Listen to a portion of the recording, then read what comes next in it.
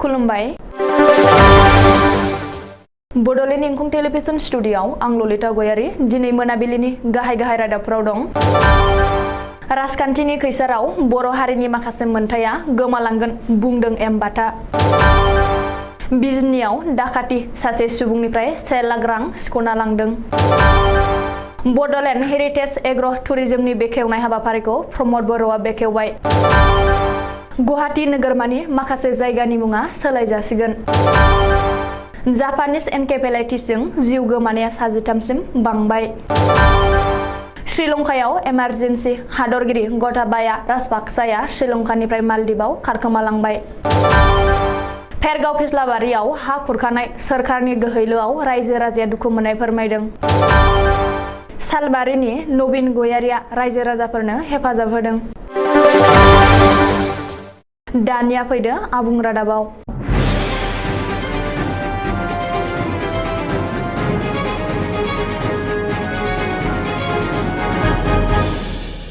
NLFBआ दिनै गिबि एबा सेथि मुंख्लं सान फालिदों। क'क्राझार नोगोरनि साखाथियाव थानाय सान्दामारिनि डिजिगनेटेड केम्प आरो अदालगुरि जिल्लानि डिजिगनेटेड केम्पआव दिनै NLFB बियाबा गिबि मुंख्लं सान फालिदों। NLFBनि गोख्रों दैदेनगिरि एन जोंखोलनि थैनाय सानखौ लोब्बा लाना दिनै NLFBनि मोन्नैबो डिजिगनेटेड केम्पआव गिबि मुंख्लं सान फालिदों आरो आफादनि गिबि मुंख्लं एन जोंखोलनि सावगारियाव बिबार बावदों। मख'नो गोनांदि NLFBनि दैदेनगिरि आरो अदालगुरि जिल्लानि गरायबारि गामिनि थागिरि एन जोंखोला थांनाय 2021 मायथाइनि 13 जुलाइखालि एबा दिनैनि सानावनो अदालगुरि जिल्लानि मासबाद ओनसोलाव पुलिसनि गुलियाव जिउ गोमादोंमोन। क'क्राझार सान्दामारियाव खुंनाय मुंख्लं सान फालिनायाव बिबार बावना NLFBनि गाहाय दैदेनगिरि एमबाथाया राजखान्थिनि खैसाराव एबा सालाव बर' हारिनि माखासे मोनथाया गोमालांगोन होननानै खौरांगिरिनि सिगाङाव रोखायै बुंदों। बेजों लोगोसेनो सुरफोरनिफ्राय एसे एनै रां लाना गावजों गाव एरसनना होलायनायखौबो बन्द खालामनो थाखाय रायजो राजाफोरखौ खावलायो। बबेखानि बर' हारिनि गांनाय उखैनाया सुफुंजायागौमानि एबा सोरखारा सुफुंना होआगौमानि NLFBआ आफादा नांलायबाय थागोन होननानैबो एमबाथाया बुंदों। बेखौबो मख'नो नांगोनदि 2020 मायथाइनि 27 जानुवारि खालि बड'लेण्ड सोमावसारग्रा आफादजों लोगोसे मिरु सोरखार आरो आसाम सोरखारा बिटिआर गोजोन गोरोबथा खालामखांनायनि उनाव बारग' NDBSनि दैदेनगिरि एमबाथानि दैदेननायाव हाग्रायाव थांफिनना NLFB आफादखौ दादोंमोन। नाथाय समनि थिननाय आरो बर' रायजो राजाफोरनि खावलायनाय बायदियै हाथियार दोनथ'ना सोरखारजों गोजोन सावरायनो ओंखारबोदोंमोन NLFBआ। क'क्राझारनि उनाव बिजनियाव डाकाति। बिजनियावबो हिन्दी सावथुननि आदबजों डाकाति खालामदों। बिजनियाव सिनायमोनि दुथांफोरा मनमहन ब्रह्म मुंनि सासे सुबुंनिफ्राय नोगोद 1 लाख रां सिख'ना लांदों। मिथिनो हानाय बादिब्ला बिजनि नोगोरनि साहा फारसे थानाय मालिपारा गामिनि थागिरि मनमहन ब्रह्मआ दिनै बिजनि नोगोराव थानाय स्टेट बेंकनि बिष्णुपुर ब्रान्सनिफ्राय 1 लाख रां लाना दिहुननानै मनायाव लाना ओंखारबोनानै लामा मोनफैनाय लोगो लोगोनो सिनायमोनि सिखावा बाइकजों फैनानै सिख'ना लाङो। बबेखानि सिखावफ्रा सिख'ना लांनाय मनायाव नोगोद 1 लाख रांजों लोगोसे गुबुन गुबुन बेंकनि पासबुक, पस्ट अफिसनि पासबुक आरो माखासे डकुमेन्टफोर दंमोन होननानै मनमहन ब्रह्मआ फोरमायदों।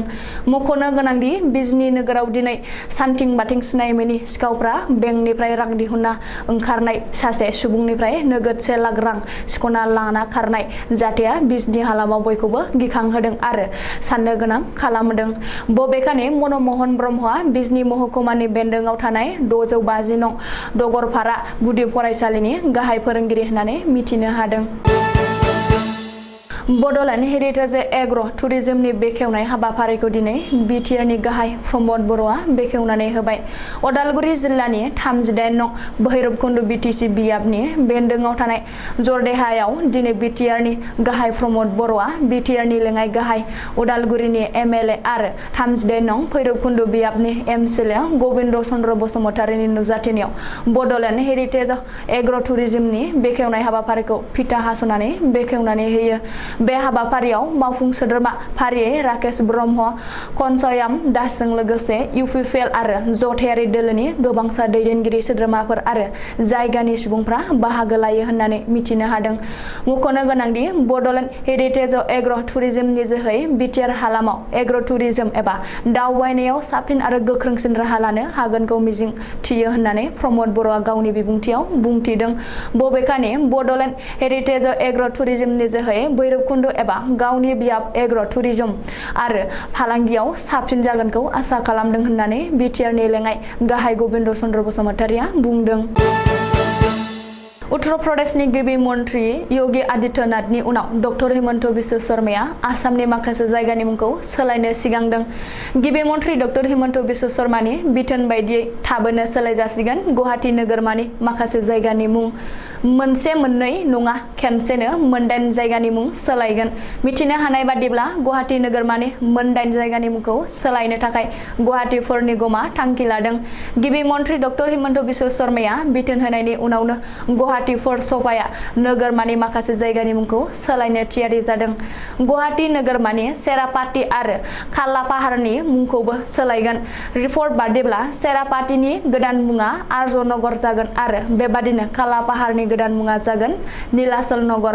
मख'नो गोनांदि गुवाहाटी पौरसभाया गुवाहाटी नोगोरमानि माखासे जायगाफोरनि मुंखौ सोलायनायनि थांखि लादों आरो बे हाबाफारिया थाबै मावफुंजागोन। रायजोआव गिख्रंथाव हाराव बांदों जापानिज एनकेफेलाइटिसनि गाग्लोबनाया। जापानिज एनकेफेलाइटिसजों गाग्लोबनाय बेमारिफोर आरो जिउ गोमानायनि बिबाङा सानफ्रोमबो बांनायनि सायाव बांलांगासिनो दं। रिपर्ट बादिब्ला दासिम रायजो नाङै जापानिज एनकेफेलाइटिसनि गाग्लोबनायाव जिउ गोमानाय बेरामिनि बिबाङा 13 सिम बांबाय। बबेखानि मंगलबारखालि सानसेनि गेजेरावनो रायजो नाङै 3 जापानिज एनकेफेलाइटिस बेरामा जिउ गोमादों। बेनि अनगायै गोदानै 17 सुबुंनि देहायाव जापानिज एनकेफेलाइटिस मोननो हादों होननानै सुलुङाव फोरमायदों। गुबुन फारसे आसामाव कभिडनि गाग्लोबनायाबो गोख्रोंनिफ्राय गोख्रोंसिन जाबोदों। मंगलबारखालि सानसेनि गेजेरावनो रायजो नाङै 434 सुबुंनि देहायाव कभिड पजिटिभ मोननो हादों। 4157 सुबुंखौ टेस्ट खालामनायाव 10.44% हाराव गासै 434 सुबुंनि देहायाव कभिड पजिटिभ मोनदों। हादराव बांद्राय आंखाल सोमजिनायखौ लानानै रायजो राजानि खुद्रिनाय आरो आब्रुथिनि आंखालखौ नोजोर होनानै आथिखालाव श्रीलंकायाव गाहाय मन्त्रि रनिल विक्रमसिंघेआ दोनथ'नाय गैयै स्टेट इमारजेन्सि फोसावबाय। मानो होननानै बुङोब्ला हादरगिरि गटाबाया राजापाक्साया हरनि समावनो बिबान एंगारलाय होनानै हरजों हरनो श्रीलंका एयार फर्सनि एन्टनभ 32 बिरखंजों नुसुं हादर मालदीवआव खारखोमालांदों। गावनि बिसि फिसाखौ लानानै लोगोसे 2 बडिगार्ड जोहै हर गेजेराव कलम्बो इन्टारनेशनेल एयारपर्टनिफ्राय रावना खालामनानै मालदीवनि माली बिरखं गाथोनाव अखानायसि 3 रिंगायाव सौहैदों। अदेबानि बारग' हादरगिरि गटाबाया राजापाक्साया मालदीवनिफ्रायबो गुबुन हादराव थांबावनो हागौ होननानै इसिङारि सुलुंनिफ्राय मिथिनो मोननाय जादों।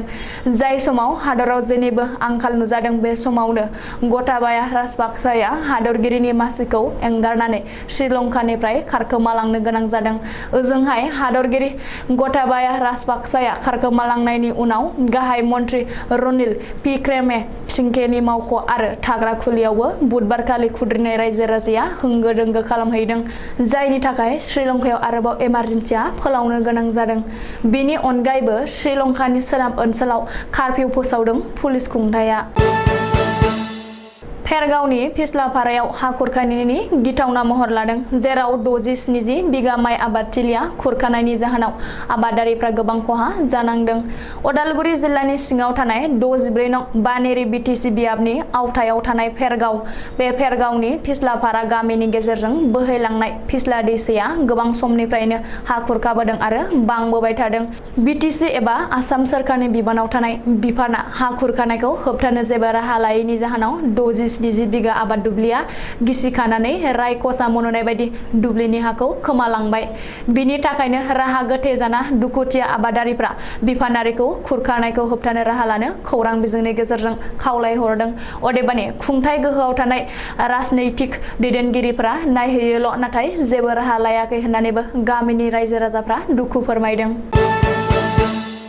बाक्सा जिल्लानि सालबारि ओनसोलाव बयजोंबो मिथिजानाय सासे समाज सिबियारिजों लोगोसे सेन्ट जिपिआर इंलिश फरायसालिनि बिगुमा नवीन गयारिया बिटिसिनि 21 नं सालबारि बियाबनि गोबां ओनसोलाव जानाय दैबानानि समाव गोबां रायजो राजाफोरखौ खौरां लानानै मदद होबोदों।